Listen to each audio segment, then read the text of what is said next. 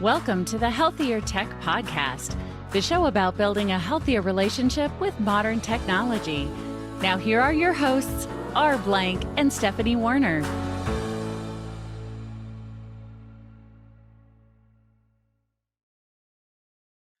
Dr. Dominic Brandy is a seasoned medical doctor with over 40 years of experience. He is a respected practitioner and a passionate advocate for utilizing natural approaches in the fight against cancer. He is the founder of Natural Insights into Cancer, a remarkable initiative that combines the power of diet, exercise, targeted supplements, and other lifestyle changes to empower individuals in their battle against cancer. He has dedicated his life to helping others unlock the potential of their body's natural defenses. As an author, he has penned a groundbreaking book titled Beat Back Cancer Naturally. Within its pages, he shares 5 scientifically proven, natural, and plant-based methods to not only prevent cancer, but also to navigate the journey of survival and thriving. Dr. Brandy's expertise and wealth of knowledge make him an invaluable resource for anyone seeking a holistic approach to their well-being. Welcome to the Healthier Tech Podcast, Dr. Brandy. Hey, it's great to be here. Excited to share some knowledge. It's great to have you. We're looking forward to this interview. So, Awesome. Kick us off. Can you share with us some of your personal journey of your own diagnosis with multiple myeloma and how that experience has shaped your perspective on health and well-being? Yeah, I was diagnosed with an incurable blood cancer called multiple myeloma. I don't know if any of your viewers are familiar with it, but it is a cancer of the plasma cells, and they're the cells that make your antibodies. And actually, my cancer journey actually started about 2 months before I got diagnosed. My wife and I were on a 2-week biking cruise, and I've read well over 300 books on health and nutrition. I've always had an anti-aging division in my practice. And I came across a book by Dr. Michael Greger. It's called How Not to Die. It came up on my Kindle. I thought the title was kind of interesting. So I started delving into this book, and if anyone's ever read the hardback, it's about 2 inches thick, and about 1 inch of it are scientific references. And that was the thing that was really intriguing me about this book as I was starting to go through it. And 2 days into this book, I tell my wife on this cruise with all this food, I'm going to start eating whole food plant-based, because what the science was showing was that cultures and research cohort groups that ate more plant-based had less cancer, cardiovascular disease, type 2 diabetes, dementia, really all-cause mortality. This was about mid-September 2017. I came home, and my practice is basically plastic surgery with an anti-aging division, which I sold about 3 years ago. And since then, I've dedicated my life solely to doing cancer lifestyle coaching. But the week that I came back, I was doing a surgery. I felt a little pop in my clavicle, and I really didn't know exactly what was going on. I didn't think a whole lot of it. It kept getting worse and worse. By the last week of October, it was starting to keep me up at night, and I started to get a little concerned. And then about a week after that, I remember the exact date, November 10th, 2017. I'm watching TV with my wife. I accidentally knocked over a container of water. I lunged for it, and my collarbone just cracked right in half. So, say the least, it was painful. So, we went to the urgent care center. I got an X-ray. It was completely displaced. And I went to a friend of mine that's an orthopedic surgeon. He ordered an MRI.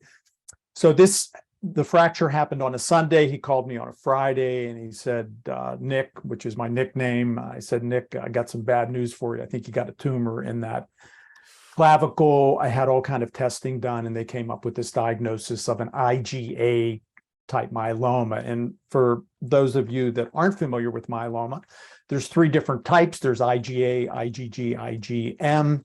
IgA is the most aggressive, and that was the type that I got diagnosed with. IgG is kind of in the middle, and IgM is the least aggressive. So when I went to my oncologist, he obviously wanted to start me on the most aggressive program, which was 2 oral medications and then a chemo that I would have to go in every week and get an injection.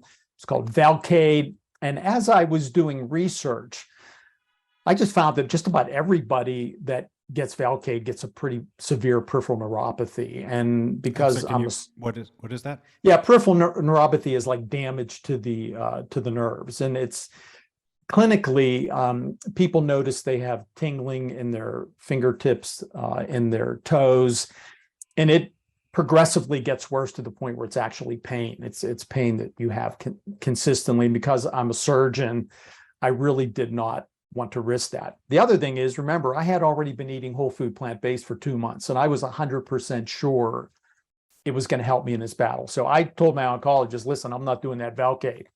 And he was very upset. He didn't think I was going to get into a remission because of this. I had this aggressive type IgA. But I just said, hey, doc, I'm just doing the 2 oral medications. So at that point, that's when I went on a deep dive into the scientific literature. I wanted to find every single thing that I could do, targeted supplements, what kind of lifestyle changes I could make. And my numbers just kept getting better and better. And when I got to 6 months, I was in a complete remission. And my doctor was kind of blown away by this because he didn't even think I was going to get into a remission, let alone do it in 6 months. But since that point, I kept doing research. And about a year after I was diagnosed, I decided that I was going to give a lecture at one of the local hotels just to kind of share all this knowledge that I had. And I had amazingly 125 people come to this talk that I gave. And there were a lot of cancer patients out there. And when I was done, I had a standing ovation. I mean, I've never had a standing ovation for anything. I don't know if the lecture was good. I don't think it was that great, but I think maybe they were feeling sorry for me, or I personally think it was because a lot of cancer patients think they are just at the mercy of the chemo, the surgery, the radiation, and there's really nothing that they could do. Yeah, so after I gave the lecture, there were quite a few cancer patients that came up to me and they were asking me questions. I remember one lady specifically, she had multiple myeloma like I do, and she was definitely overweight, and I would even say obese. And she had asked her oncologist, should I change my diet? And he said, oh, no, just keep doing what you're doing. You'll do fine. And she looked at me and she said, doctor, I just knew that couldn't be right. And that was a common theme of the people that were coming up to me after the lecture. After that, I decided to start Natural Insights into Cancer. I opened up a website, naturalinsightsintocancer.com. I started an Instagram site, Cancer Veggie Doc. And then I would have meetings every month in one of my med spas. And we would get close to 100 people jammed into those things every month. I would have speakers coming in from out of town. And then people just started asking me about whether or not I was ever going to write a book. So Memorial Day, 2018, I woke up every morning. I wrote for a couple hours. I did a lot of research in between. By Labor Day, I had the book completely done, 370 pages. I had it on Amazon the first week of November, and I had a book launch second week in November. So that's kind of how my story kind of got started with really getting into counseling patients. So what I do now full time is I do cancer lifestyle coaching for patients, and I really kind of guide them in the precepts that are in my book, which we can talk about. So thank you. There's a lot of threads there that I want to follow.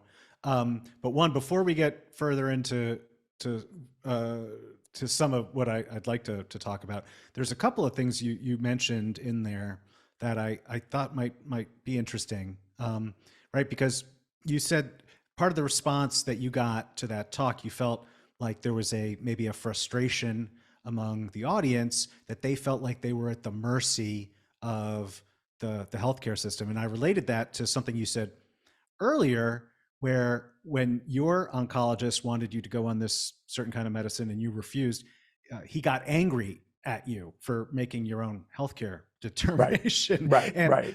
So why is that unique to oncology, or is that, do you think, how patients feel throughout the healthcare system?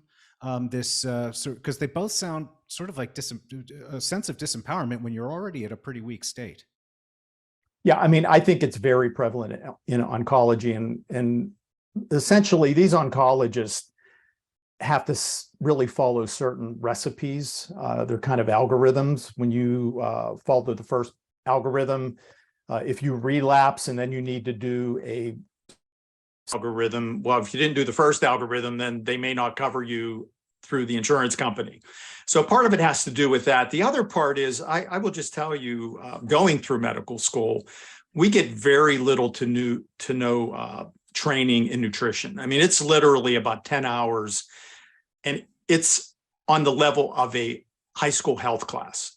It's kind of like if you don't get enough vitamin C, you get scurvy. How many people get scurvy nowadays? I mean, even Fruit Loops probably has vitamin C fortification in it. So they really do not have any knowledge. It really is kind of mind-blowing. And that's why when my patient that came up to me after that lecture, when she asked her doctor if she should change her diet, he said, keep eating what you're eating, because he probably won't even know what to tell her, how to change her diet.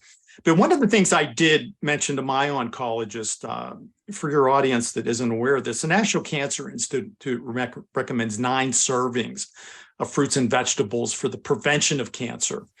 And I told my oncologist, why don't you just tell patients that? If 9 servings prevent it, if you're trying to deal with it, at least do that at a minimum. And that's per day? And really didn't have an answer.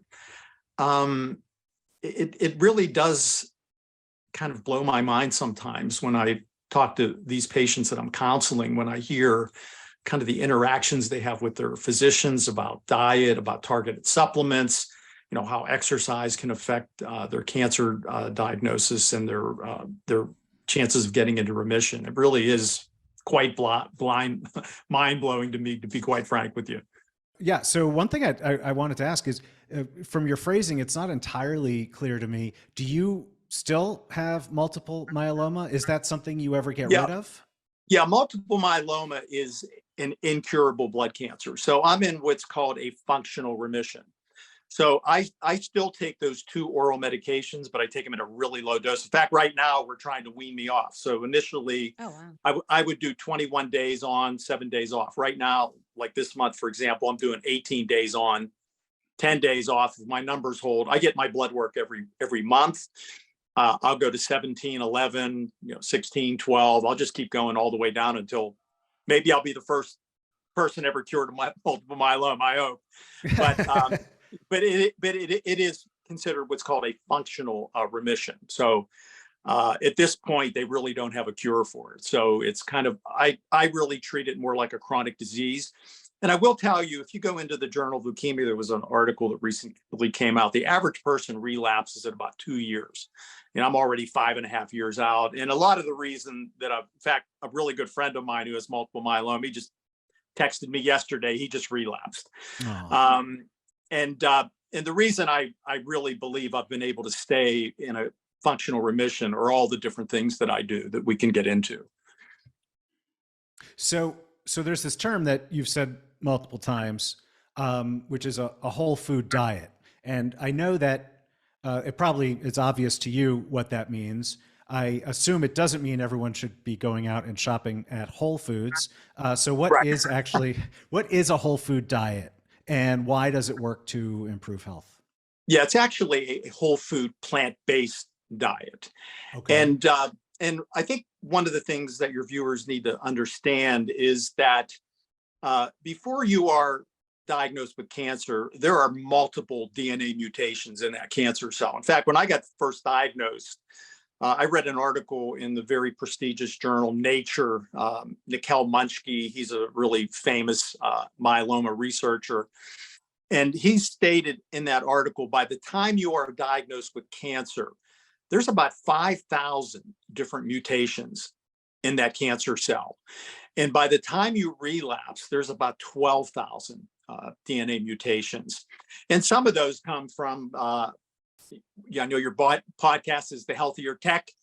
A lot of those do come from EMF. So that's one of the ways that you do get bombarded with these DNA mutations. But the reason I do recommend a whole food plant-based diet is that plants have 63 times the antioxidant power compared to animal products.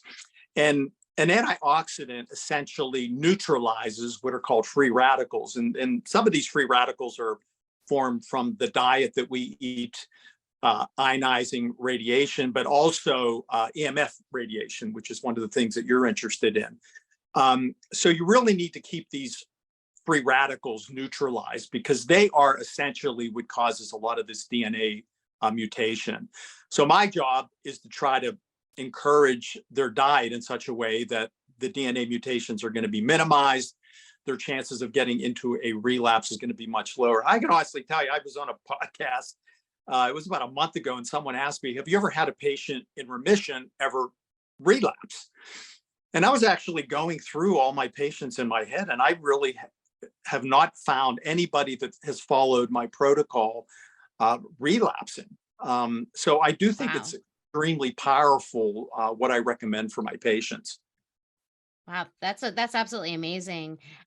So in your research and your studies, what are some of the most compelling findings you've come across regarding the relationship between diet, exercise, supplements in combating cancer? Well, just kind of give an example. I think diet is probably the most important thing. Secondly, I would say exercise. Just kind of give an example with breast cancer. There's a really good study that I have in my book is that women that have breast cancer, if they just briskly walk for 30 minutes a day and, break a little bit of a sweat, they actually decrease their chance of relapse by about 24%.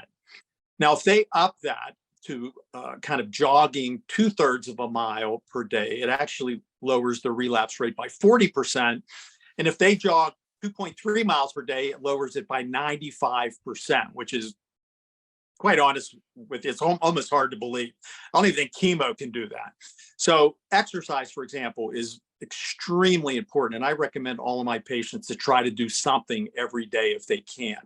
And in strengthening resistance exercise is extremely important as you get older, over the age of 50. If you don't do any kind of resistance training, weightlifting or resistance bands, you'll lose on average about 1 pound of muscle per year.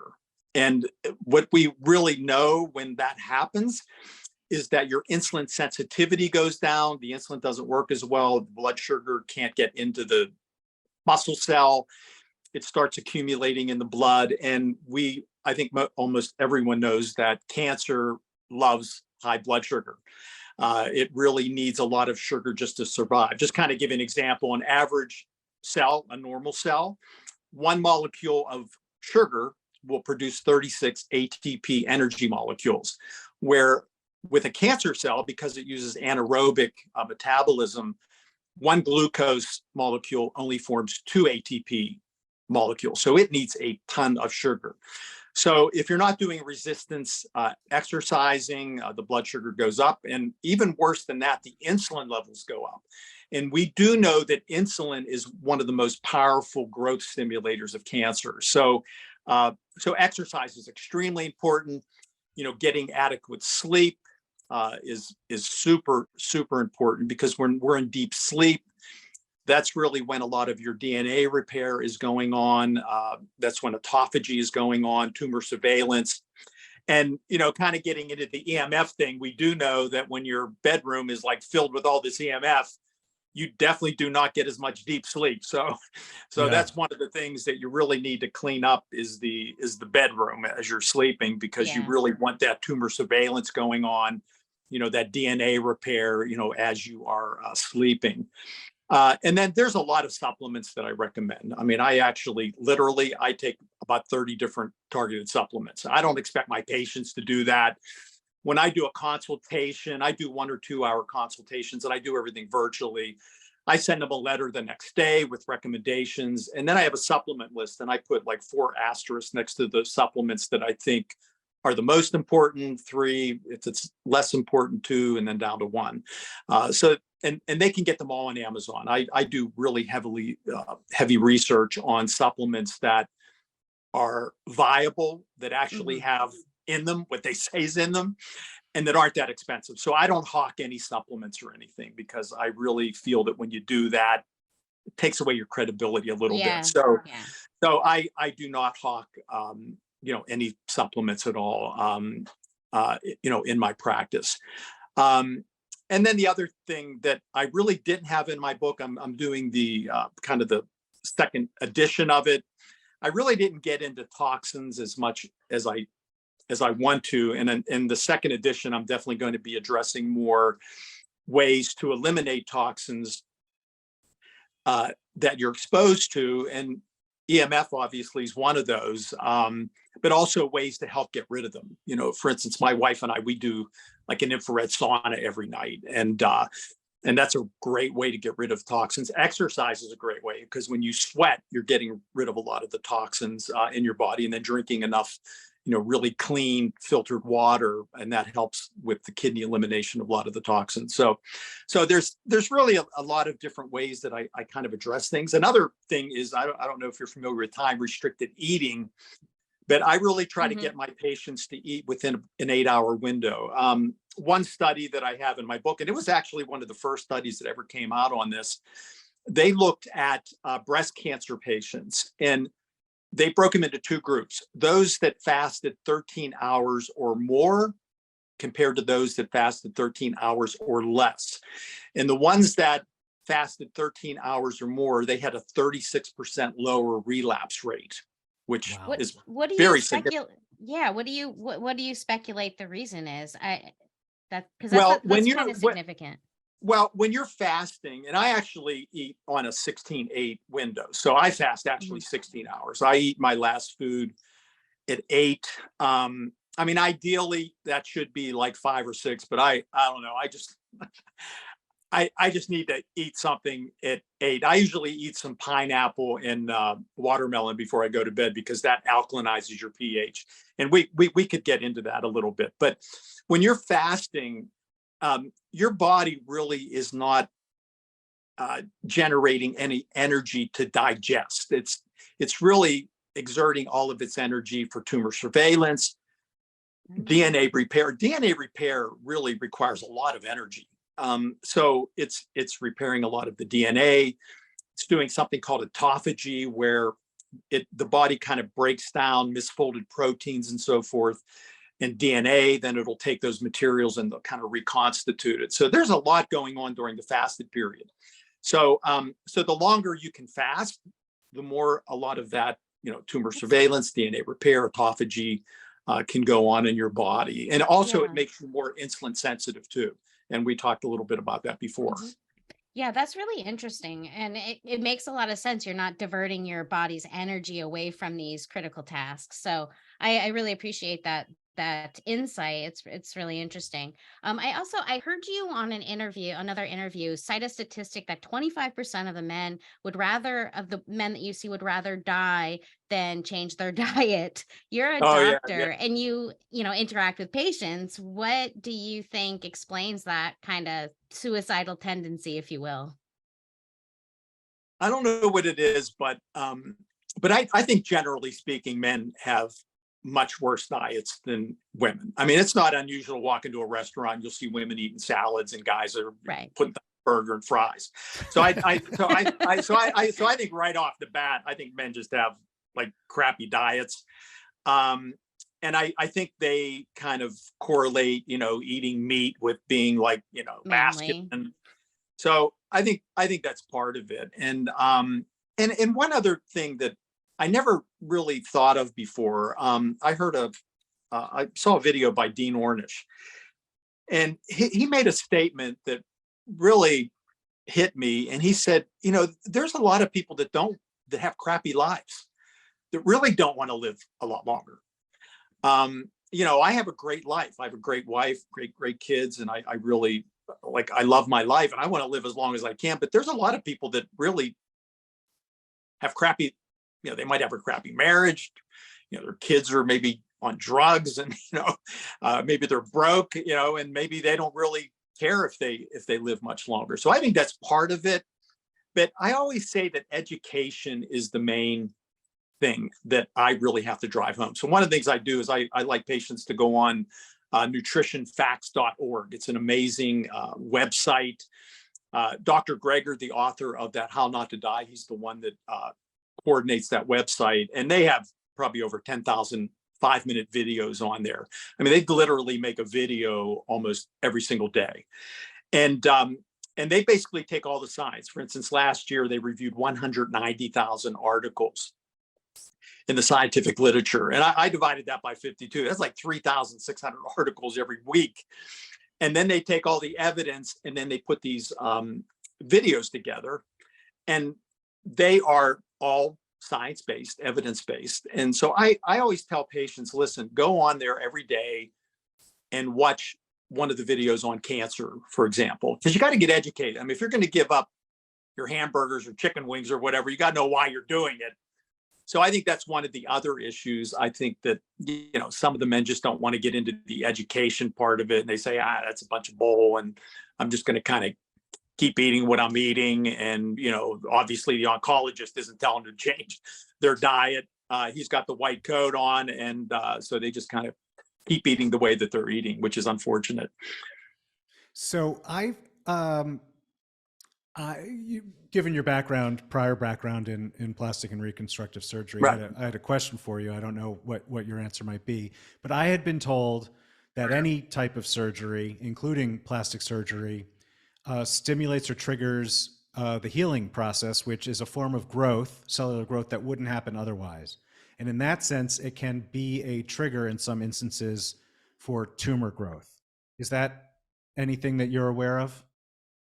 I wouldn't say that is necessarily true. I mean, if you're a healthy individual, I would say if you are operating on someone that has cancer and, you're basically removing a tumor, there's definitely stray cells that get into the bloodstream that could create a metastatic type cancer. So I think that's probably what you're referring to. But I think if somebody, had a lipoma taken off or something, I don't think that's going to be a stimulus for cancer growth. I really don't.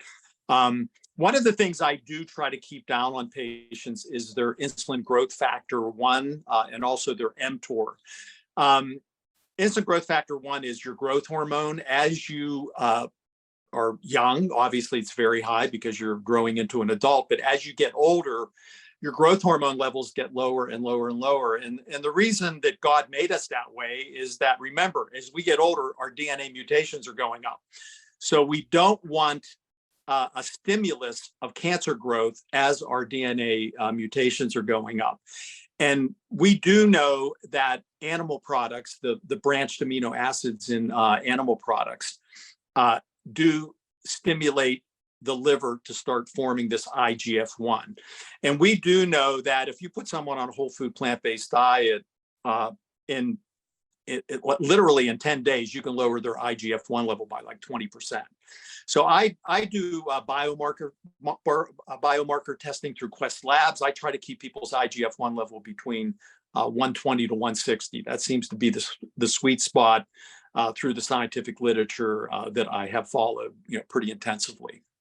So how rigorous, let's start with you, because I know if I had something that was deemed incurable and I found a system that got it controlled, I'd feel a lot of pressure to stick, to adhere to that system, pretty tightly. How rigorous are you with your I'm system? I'm an animal. I'm very, like most people aren't as disciplined, but I'm an animal. And I basically, when I'm counseling my patients, here's what I tell them. I go, listen, cancer is a formidable and relentless enemy. And when you wake up every morning, I don't want you to fixate on it every day. But when I wake up every morning, I think about my myeloma and I think, okay, I'm going to do everything I can today to live the healthiest I can to keep this thing in check. So I always remind, like I had one woman, she had ovarian cancer and she had gotten into remission and she's there, what, do I have to give up my wine and cheese? And I said, do whatever you want to do. I said, I'm just giving you the information. I'm not going to follow you around. But and I explained to her, you're dealing with something that wants to kill you.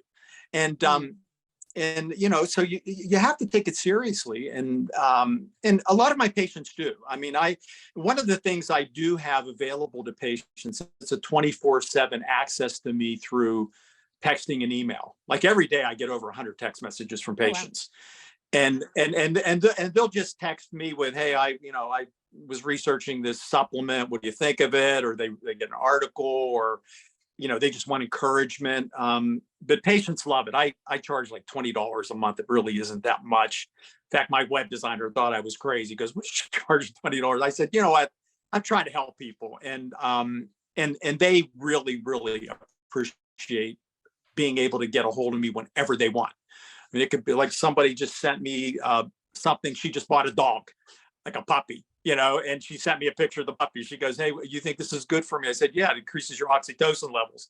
She said, well, it'll increase my oxytocin levels after I get it like potty trained. So, but stuff like that, it's just a free flow of communication. And, with that service that I offer them, they don't really feel like they're bothering me. Before, when I didn't charge for that, they felt like they were bothering me. And now it's like, "Hey, you know what? Send me whatever you want. Email me, text me, I'm here for you." So in addition, let's get into actually that a little bit. What is the service that you offer, and to whom? Yeah. So what I do is I have, if patients go on, or just anybody that even wants to do prevention, I've had patients even do 1-hour consultations with me just to, "Hey, what can I do to prevent cancer? It runs in my family.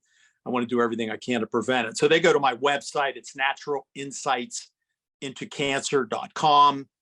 They hit shop, and then they can either hit like a virtual meeting or nutrient monitoring.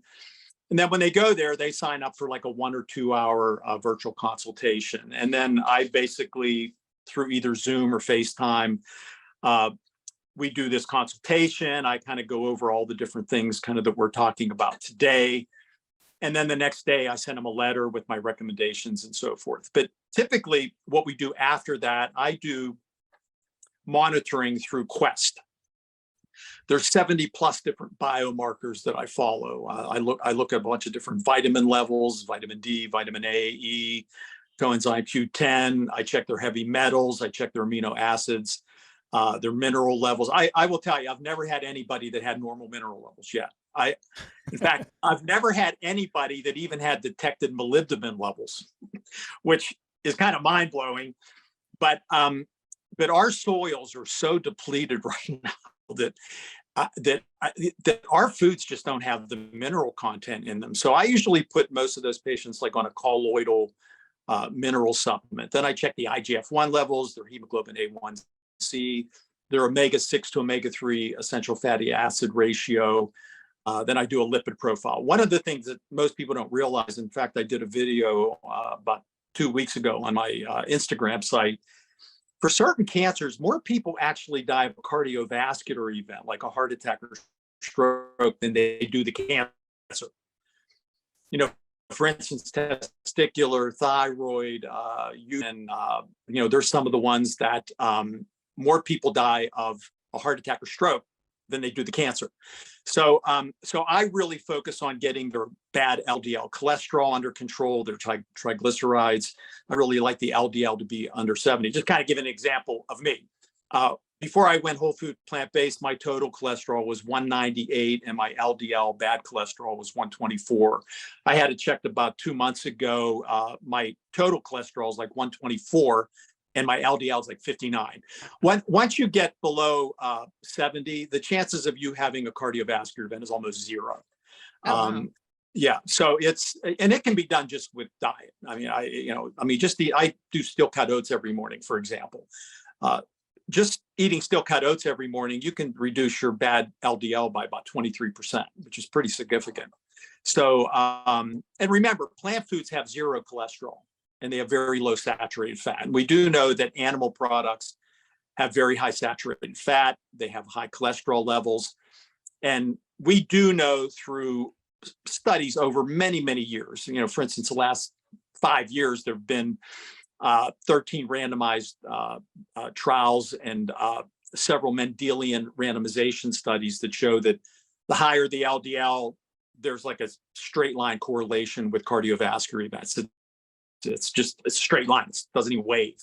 So, so that's something that I really do focus on with my patients.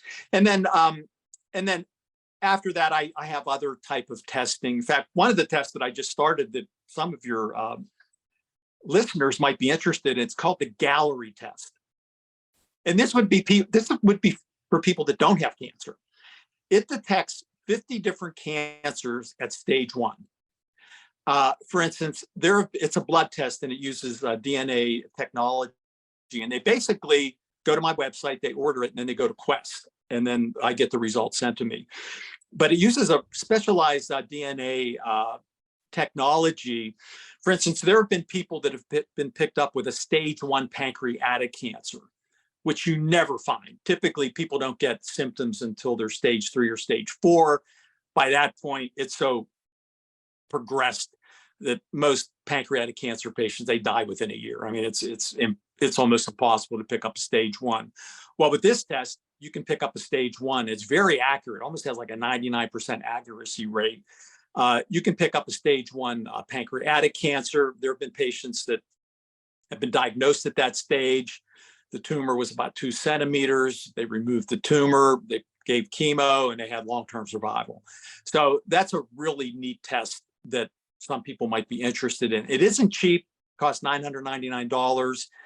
But I tell patients, listen, maybe do that every maybe 3 years, just to kind of see if there's something brewing.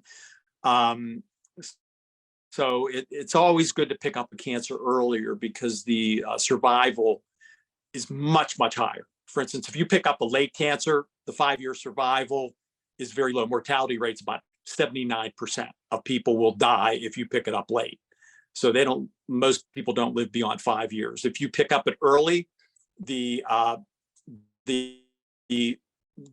chances of dying is only 11% within a 5-year period. So if you can pick something up early, it is always beneficial. Yeah, so that sounds like a really interesting example of advancements. I don't know exactly how old that test is that you're just. Oh, it's new. It's very new technology. Are you seeing a lot of the VAs or a lot of the conventional, like the VAs and so forth, are actually using this Gallery test. Okay. So are you seeing other examples? In fact, this is it right here. Oh, that's the box. Are you seeing other examples of specific technological innovations that hold real sort of promise for treatments in this field? Yeah, I mean, I think the field is getting away from the conventional type chemotherapy where you lose your hair and you're nauseated and sick for a long time. There are immunotherapies. For instance, what I take, it's called Revlimid, and it's an immunomodulator. Like, I never lost my hair. I mean, I don't really even have any side effects. I mean, it really hasn't affected my life in any way. The only thing that I take is dexamethasone. It's a steroid. I take it I specifically take it on Mondays because it like jacks you up. So I figure, you know what, I'm going to get my week off like really on a really good start. So I figure, hey, if I'm going to be jacked up for a day, I'm going to do it on Monday. So I get everything in place. I do a lot of work, do a lot of, kind of get the week going. And it's a little tough to sleep that night. I usually do take a sleep aid on Monday night but other than that, it really doesn't affect my quality of life at all. But I would say really trying to address the immune system, enhancing the immune system, rather than bombard it with these chemotherapeutic drugs that not only damage the cancer cell, but it also damages a lot of your normal body. Cell. Yeah. So it's like, which one's going to kill you first, the chemo or the, or the cancer? So. No, we laugh, but that's literally the game. Oh yeah. For that path of treatment. For sure. Well, Dr. Brandy, this has been a really, your enthusiasm, the information that you're covering is stuff that really interests me, and your enthusiasm, your delivery of it is, it's just really engaging. The website is naturalinsightsintocancer.com. The book is Beat Back Cancer Naturally, available on your website and on Amazon. Are there other places you would like our listeners to connect with you? If they're into social media, I have about 44,000 followers on my Instagram site. It's called Cancer Veggie Doc. And I also do post, pardon me? Oh, I'm just going to follow you. Yeah, I'll I'm be gonna following you. Yeah. Yeah, I do a post every day. I try to do a post every single day. So in fact, when we're done here, I'm going to be doing a video. So anytime I do a podcast, I always like to put a little, a shirt and tie on just to look somewhat professional. To outshine the host. Yeah. Yeah. So yeah, the host, what's wrong with you guys? So, but anyway, but when I do that, I figure, hey, I put the shirt and tie on, I might as well do a video. So when we're done here, I'll be doing a video. So, but that would be a good, and I also do post on YouTube. It's Dr. Dominic Brandy, Cancer Veggie Doc. I do TikTok videos, and then Facebook's just Dominic Brandy. So I'm really all over the place. I started putting some videos on Twitter too. So I figured, hey, you know what? Might as well be everywhere, right? Cool. Well, yeah. So you know what? Because you never know. I mean, it could just be one person that you touch that maybe knows someone that has cancer. Maybe they, would like some, some coaching. So, the more places that you're visible, that, there's a better chance of being able to help someone. And that really is my mission at this point in my life. I mean, I'm just trying to, basically my purpose is just to try to help as many people that are struggling with cancer and also help people, prevent cancer. So. No, it's great. Your passion is obvious, and the mission is really important. So thank you so much for taking the time away from your mission to come share it with us here on the Healthier Tech podcast. Yeah, we've loved. Hey, by the you. way, I wanted to tell you, I just read a book by Joe Marcola. I don't know if you've read it. It's called EMF. It's called EMF. Yeah. Yeah. You know what? I was so overwhelmed after reading the book. I'm thinking, how can you totally EMF proof your whole house? I'll connect with you later on that. It's really hard. Yeah. That it's really about cutting out. It's cutting out the exposures that you can control, but getting to zero. It's almost impossible. It's almost overwhelming. Yeah. I don't even I tell my patients is to kind of focus on their, when they're carrying their cell phone. Exactly. Their bedroom, turning off their Wi-Fi before they go to bed and so forth. You should send them over to shieldyourbody.com. We have a ton of guides that explain that sort of stuff. Oh, really? Okay. I'm going to go absolutely. on there. Shieldyourbody.com. That's correct. Okay, awesome. Yeah. Tell you what, after I read that book, I'm going, man, I don't even know where it's overwhelming, and when it is, and when you read about the, how the 5G is coming and how, he basically in that book compared 4G being a mountain stream and 5G being an ocean, comparing the intensity of the 4G versus the 5G. And it was it's kind of mind blowing, to be quite honest with you. And then I've been reviewing a lot of the science on, the correlation of childhood leukemia and people, that live near power lines and so forth. Yeah, that disease didn't exist until power lines were installed. It's overwhelming. I mean, it really is. So, yeah, that's Dr. Sam Millam. Did that. Yeah. You guys are doing some great work, so keep it up. Thank you. Same right back at you, Dr. Brandy. Absolutely. Thank you so much. You focus on the EMF, I'll focus on the cancers. And we'll meet together and have we'll have to have another interview and discuss when you get into that second part of your work, which you were saying would be toxins. Yeah. And I am going to really start focusing a little bit more on, helping the patients with the EMF. But it's so overwhelming just with the plant-based diet and all this, and to throw that in there. Oh yeah, absolutely. At the very beginning, but that is something I'm going to start incorporating into my protocol. Yeah, and if you have any questions, always shoot them over, of course. And if you when you do go to the site, we do a really good job at breaking down. So we know that people are overwhelmed because it's an overwhelming topic. So we do our absolute best to make it as simple as possible to make some really big, significant changes or significant impact with small changes. Okay, awesome. Well, I'm going to be heading to that website. Awesome. In about a minute. So thanks so much. You. All right, guys. Hey, have a great day. Take care. You too. Okay, bye-bye. Bye. Thank you so much for listening to this episode of the Healthier Tech Podcast. Remember to check the show notes for all the links and resources mentioned in the show. Please like and subscribe to the Healthier Tech podcast on Apple, Spotify, or your podcast platform of choice.